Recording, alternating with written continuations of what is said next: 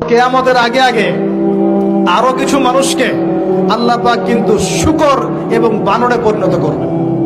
এই হাদিসটা কি জানেন? হাদিসটা শুনে রাখেন, এটা আখিরুজ জামান বা কিয়ামতের আলামত সংক্রান্ত হাদিসগুলোর মধ্যে পাবেন।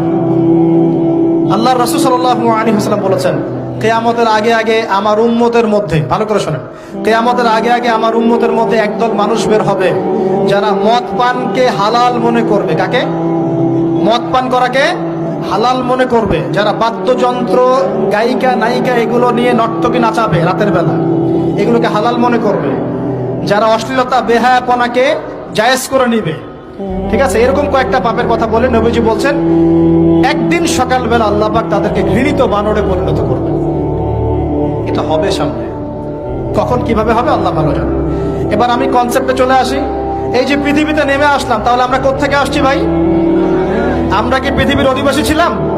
আমরা জান্নাতে ছিলাম, ওখান থেকে আল্লাহ পাক পাঠিয়েছেন। এবার পৃথিবীতে এসে আদম আলাইহিস সালামের যুগে খুব একটা দুর্ঘটনা ঘটে নাই, একটা ঘটেছে। কয়টা? একটা। ভাই হাবিলের কুরবানি কবুল হয়, কাবিলের অন্তর্দাহ হয়, জ্বালা হয়। কেন হাবিলেরটা কবুল হবে, কাবিলের কেন হচ্ছে না?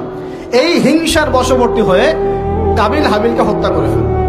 হত্যা করে লাশটা দাফন করার পদ্ধতিও তার জানা ছিল না। আল্লাহ কাককে পাঠালেন, কাককে দেখে সে শিখল।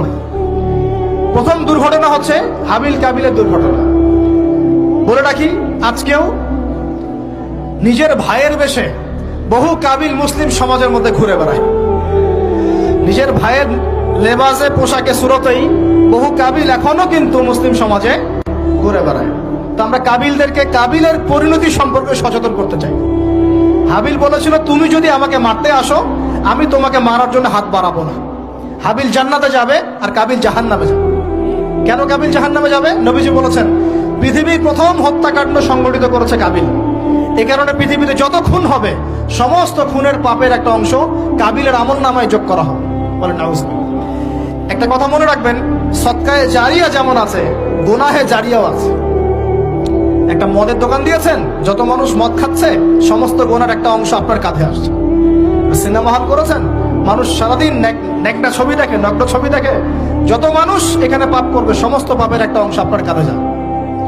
আবার একটা মাদ্রাসা করেছেন, যত মানুষ এখানে দ্বীনি ইলম শিখবে, এই নেকির একটা অংশ আপনি পাবেন ইনশাআল্লাহ। মরে গেলেও কবরে পাবেন ইনশাআল্লাহ। আল্লাহ পাক আমাদের সবাইকে সদকায়ে জারিয়া করার তৌফিক দেন, গুনাহে জারিয়া থেকে বাঁচিয়ে রাখুন। খুব খেয়াল রাখবেন, আল্লাহ পাক আমাদের হেফাজত করুন বলি আমিন। এবার ওই যুগ শেষ, নূহ আলাইহিস সালামের যুগ। এই যুগে আল্লাহর একই সুন্নাত। নূহ আলাইহিস সালাম 950 বছর দাওয়াত দিলেন, 40টা বা